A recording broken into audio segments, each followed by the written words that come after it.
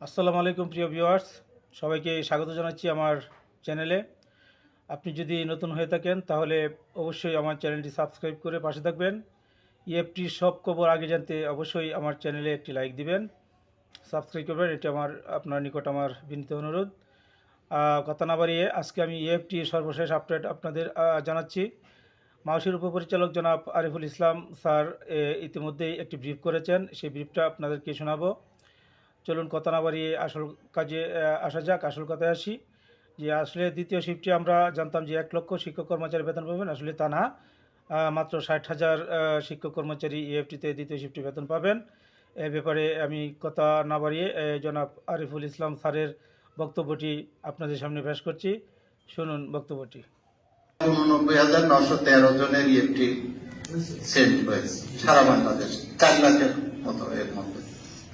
আর এই সপ্তাহের মধ্যেই আমাদের এমবিওর মিটিং ইমেজ সেলের থেকে যেটা কথা হয়েছে, সেখানে 60,000 মতো আসবে এই সপ্তাহের মধ্যেই পেয়ে যাবেন ওনারা।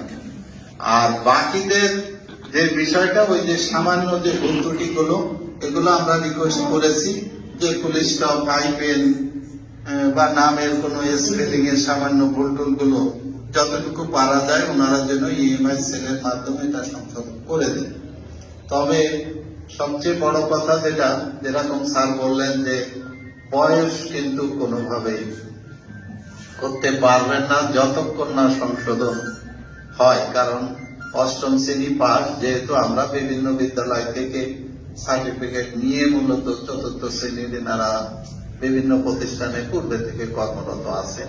তবে এনাদের যেটা করবেন, অনুগ্রহ করে আপনারা এনআইডি এবং এইটা অর্থাৎ ওই যে সার্টিফিকেট ওখানে নিয়োগকালীন দেওয়া ছিল ওই বয়সের সাথে মেলায় জন্ম সাল যেন আমাদের এনআইডিতে সংশোধন হয়।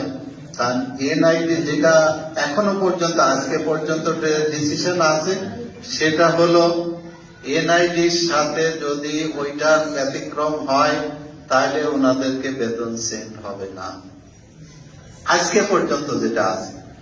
এই জন্য আমি যেটা আপনাদের অনুরোধ করব, যদি এই ধরনের কোনো অমিল আপনাদের স্ব প্রতিষ্ঠানে থেকে থাকে, আপনারা আজকে যে অনলাইনে আবেদনটা করে দেন। দেখবেন যে 1 সপ্তাহ পরে, অর্থাৎ পরবর্তী এমপিওতে যখন বা ইএফটি সংশোধনের জন্য ডাইরেক্টর স্যার অথবা মাধ্যমিক শিক্ষা অফিসারদের কাছে ওনাদের একটা চিঠি আসবে, পরবর্তী এমপিওর আগে হয়তো ওই অনলাইন কপিটা সেট করলেই দেখবেন যে বেতনের সমাধান হয়ে যাবে।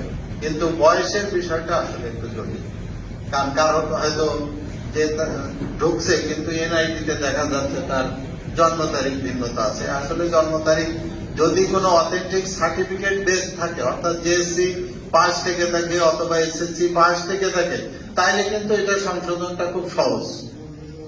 কিন্তু যাদের 8ম শ্রেণীর কোনো বিদ্যালয় থেকে টিসি নিয়ে হয়তো চাকরিতে ঢুকেছে, এইটা একটু কঠিন হয়ে যাবে, কারণ ওইটার তো কোনো ভ্যালিডিটি কোথাও নাই।